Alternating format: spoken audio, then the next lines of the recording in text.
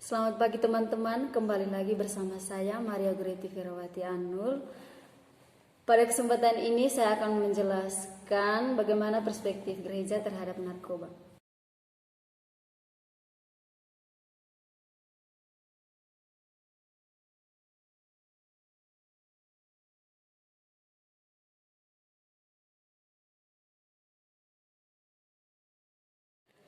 Oke, langsung saja. Yang pertama, latar belakang. Di masa ini, narkoba telah menjadi masalah yang serius bagi generasi muda. Narkoba merupakan jenis obat atau zat yang diperlukan dalam dunia pengobatan. Namun apabila digunakan secara berlebihan dapat mengakibatkan ketergantungan dan dapat membahayakan kesehatan dan bahkan berujung pada kematian.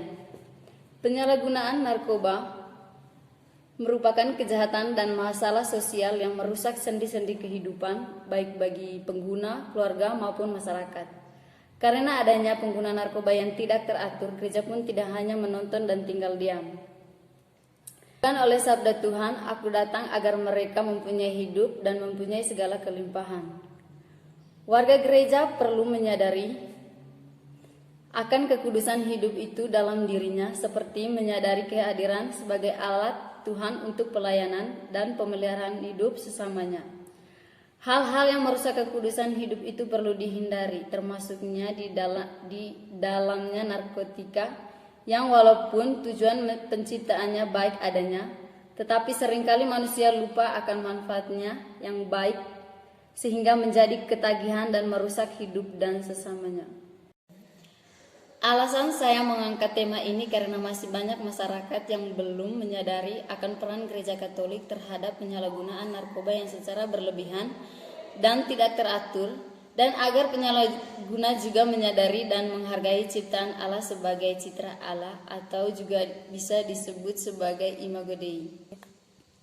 Dan juga menyadari para umat gereja akan keberadaan fungsi dirinya sebagai saksi Allah di dalam negara dan masyarakat, serta gereja perlu menyadari fungsi mereka masing-masing dan kehadiran mereka, apalagi sebagai satu keluarga yang dikuduskan oleh Allah.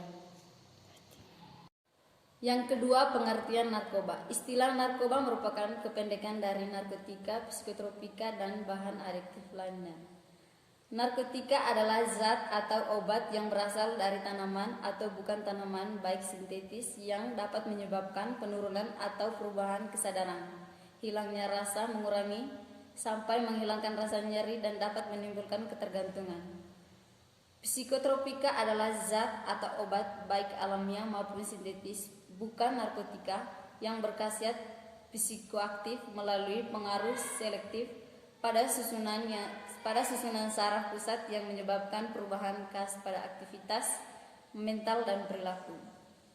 Sedangkan bahan adjektif lainnya adalah bahan lain bukan narkotika atau psikotropika yang menggunanya dapat menimbulkan ketergantungan.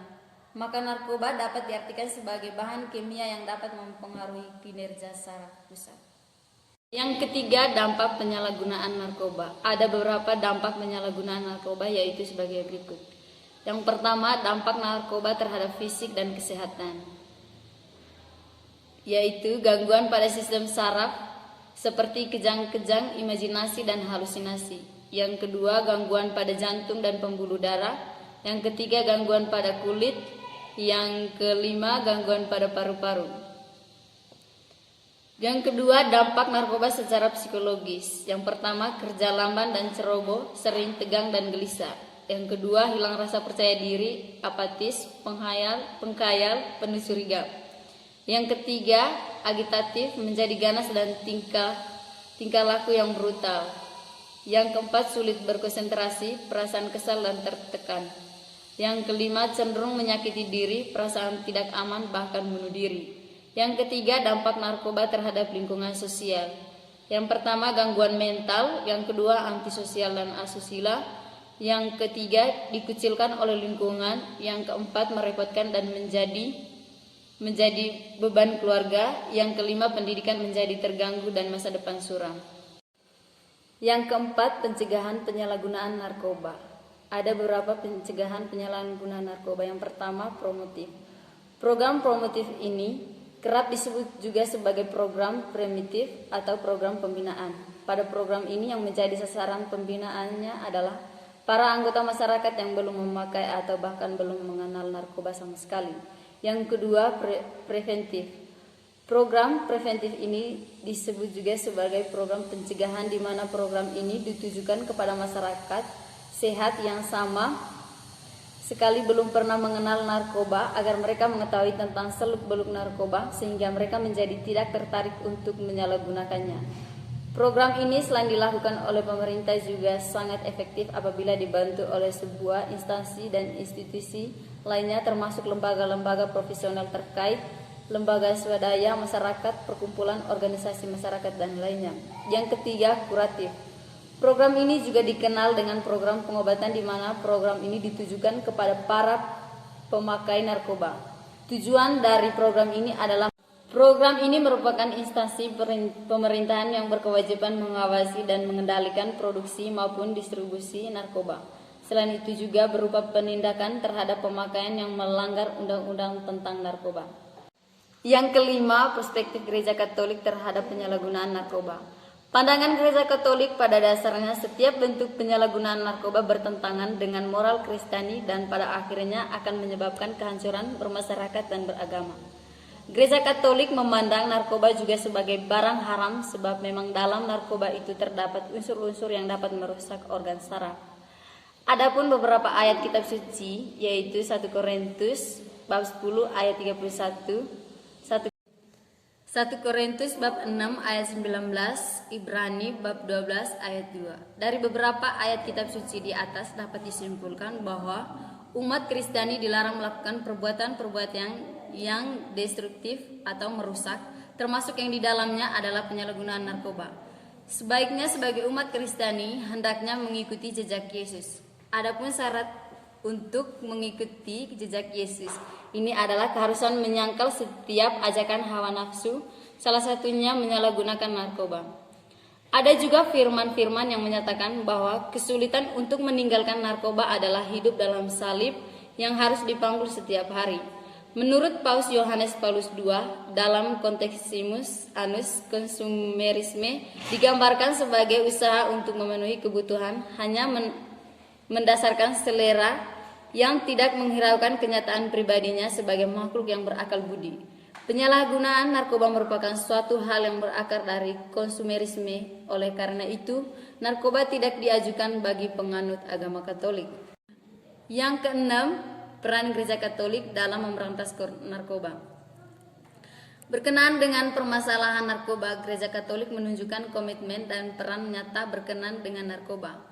Gereja Katolik memandang bahwa telah terjadi krisis kehidupan yang besar pada permasalahan narkoba. Krisis tersebut tidak hanya melibatkan pengguna narkoba saja, melainkan juga keluarga. Sebuah surat gembala yang dikeluarkan oleh Konferensi Wali Gereja Indonesia tanggal 15 November 2013 yang berjudul "Jadilah Pembela Kehidupan Lawan Penyalahgunaan Narkoba" adalah bukti bahwa Gereja Katolik Indonesia memberi perhatian yang cukup besar terhadap permasalahan. Tahap pencegahan. Pada tahap ini gereja sangat proaktif dalam pemberian informasi tentang bahayanya narkoba.